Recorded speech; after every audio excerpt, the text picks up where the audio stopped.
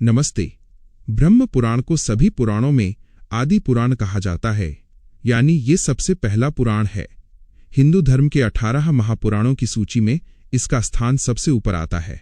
इस पुराण के रचयिता स्वयं भगवान ब्रह्मा माने जाते हैं। उन्होंने दक्ष प्रजापति को यह ज्ञान दिया था।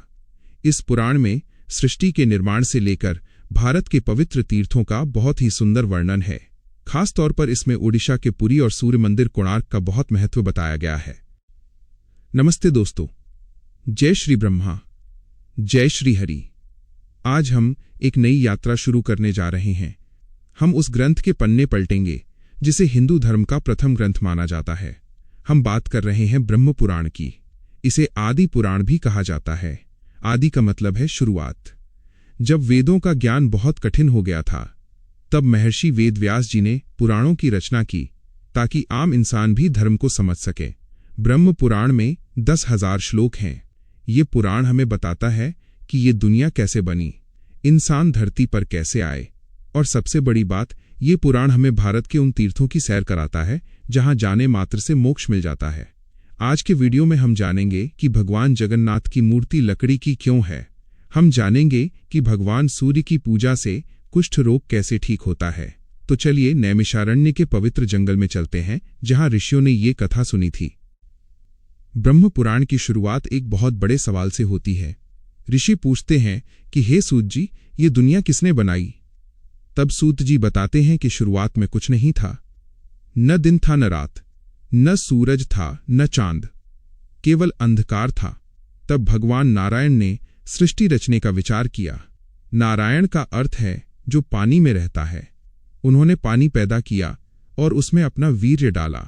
उससे एक सोने का अंडा बना। उस अंडे से भगवान ब्रह्मा का जन्म हुआ। ब्रह्म पुराण बताता है कि ब्रह्मा जी ने अपने शरीर को 2 हिस्सों में बांट दिया। आधा हिस्सा पुरुष बना जिसे स्वयंभू मनु कहते हैं, और आधा हिस्सा स्त्री बना जिसे शत्रुपा कहते हैं। इन्हीं दोनों से हम सब इंसानों की उत्पत्ति हुई है। ये कहानी हमें बताती है कि स्त्री और पुरुष दोनों भगवान के ही बराबर के हिस्से हैं। कोई छोटा या बड़ा नहीं है। सृष्टि आगे बढ़ी।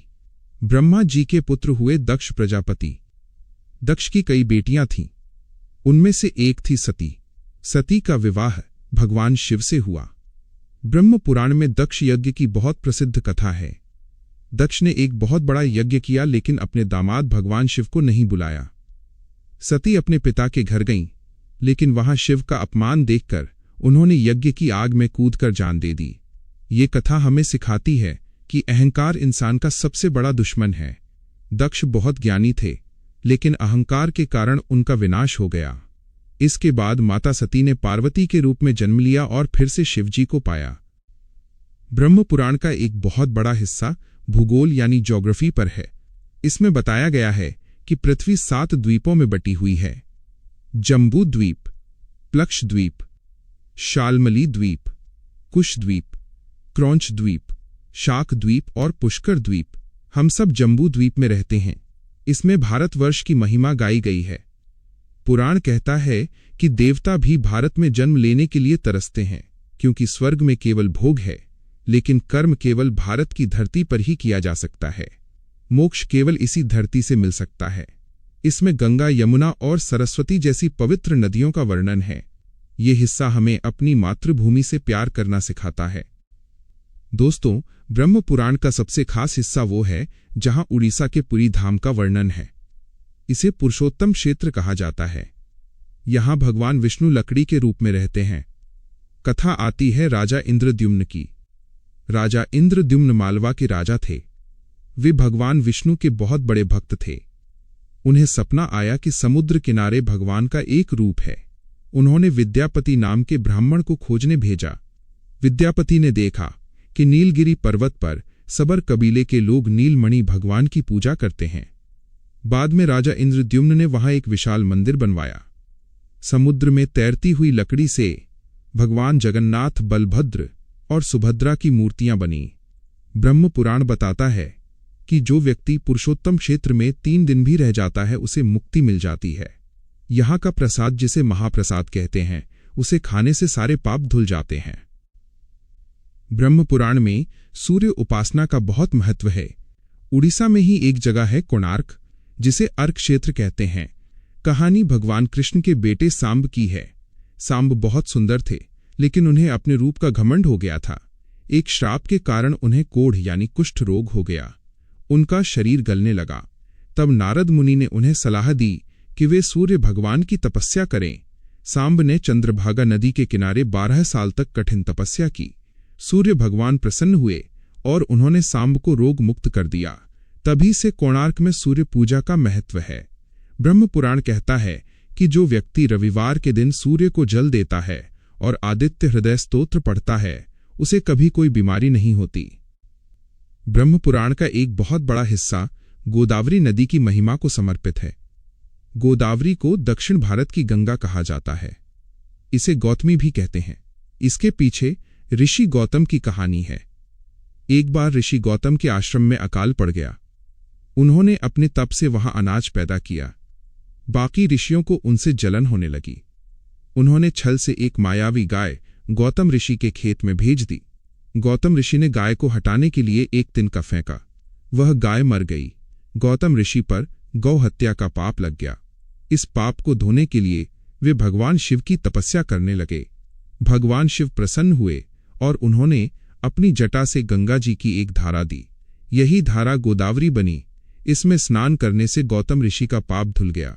ब्रह्म पुराण में गोदावरी के तट पर बसे तीर्थों का बहुत विस्तार से वर्णन है।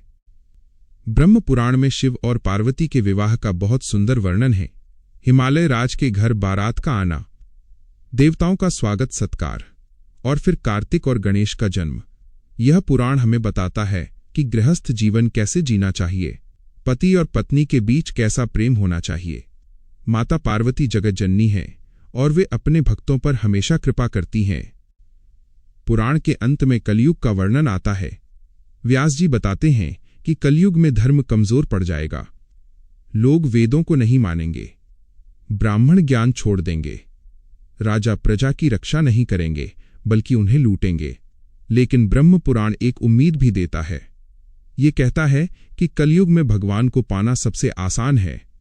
सतयुग में ध्यान से, त्रेता में यज्ञ से और द्वापर में पूजा से जो फल मिलता था, कलयुग में वह फल केवल हरि नाम संकीर्तन से मिल जाएगा।